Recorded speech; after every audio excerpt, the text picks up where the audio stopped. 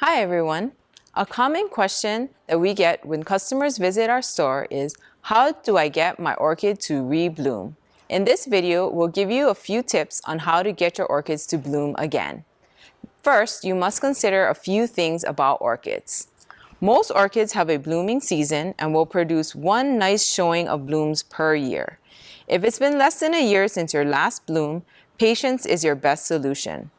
Orchids will tend to bloom around the same time each year, and some varieties, like the Dendrobium nobile, are dependent on changes in weather to initiate blooming.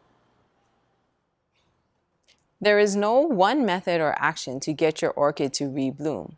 However, you should note that after the blooming stage is the growth stage where a new shoot or keiki should form. For Cattleyas, Odontoglossums, and Oncidiums, this growth is key because it is most likely where the new spike with buds will emerge. Here is an example of the Cattleya. This new shoot will then form the buds in this sheath.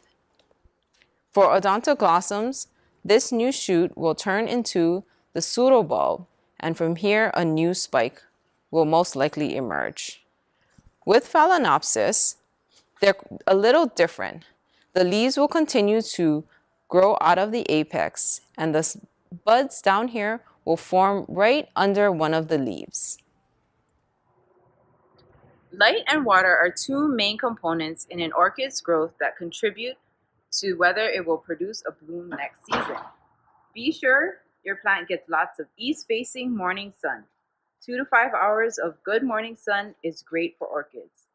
It can even handle direct morning sun, but indirect is best, like under a patio or breezeway. No afternoon sun, it's just too hot. And water your plants 1 to 2 times a week, allowing the water to drain completely. And do not use ice cubes. Another factor is fertilizer. You want to fertilize after the blooming season. We use a slow-release fertilizer added once a year that lasts 6 to 8 months.